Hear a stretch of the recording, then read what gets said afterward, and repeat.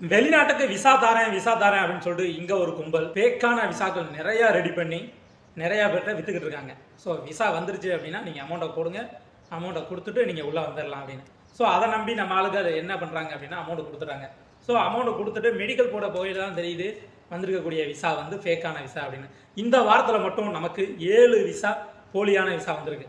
So நம்ம check பண்ணி கொடுத்ததில் 7 visa வந்து போலியான விசாங்கிறத இந்த வாரத்தில் மட்டும் கண்டுபிடிச்சி சொல்லியிருக்கோம். இது ஃபேக்கான விசா அப்படிங்கிறது வந்து யாருக்குமே சந்தேகமே வரக்கூடாது அப்படிங்கிறதுக்காக அந்த ஃபேக்கான விசாவை ஆஃபர் லெட்டர் ப்ளஸ் வந்து ஃபேக் விசா. ஸோ அந்த ஆஃபர் லெட்டர்லாம் ரொம்ப தெளிவாக சூப்பராக பண்ணியிருக்காங்க. ஸோ கம்பெனியினுடைய நேமு, ஃபோன் நம்பரை கால் பண்ணால் ரீச் ஆகிறது இல்லை.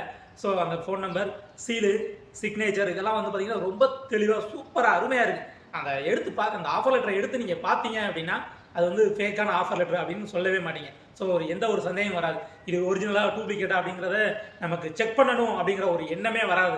அந்த அளவுக்கு ரொம்ப தெளிவாக சூப்பராக பண்ணியிருக்காங்க. ஏகப்பட்ட பேருக்கு ஃபேக் விசா வந்து கொடுத்துக்கிட்டு இருக்காங்க. ஸோ நீங்கள் யாரை கான்டெக்ட் பண்ணுறீங்க, எப்படி கான்டெக்ட் பண்ணி வாங்குறீங்க அப்படிங்கிறது தெரியல. பட் ஆனால் நீங்கள் அமௌண்ட் கொடுக்குறதுக்கு முன்னாடி உங்களுடைய விசா ஒரிஜினலா இல்லை போலியா அப்படிங்கிறத வந்து தெரிஞ்சுக்கிட்டு அமௌண்ட் கொடுங்க.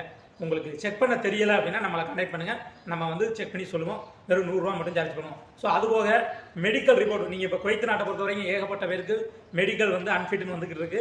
ஸோ ஆல்ரெடி மெடிக்கல் விசா எடுத்திருப்பீங்க, அன்ஃபிட்னு கொடுத்துருப்பாங்க. அந்த மாதிரி கொடுத்துருந்தாலும் நீங்கள் ஒன்ஸ் வந்து பார்த்தீங்க அப்படின்னா உங்களுடைய ரெக்கார்டு, குவைத் ரெக்கார்டில் வந்து மெடிக்கல் ஸ்டேட்டஸ் எப்படி இருக்குது அப்படிங்கிறத செக் பண்ணிவிட்டு அதுக்கப்புறம் அடுத்த விசாவுக்கு வந்து ட்ரை பண்ணுங்கள்.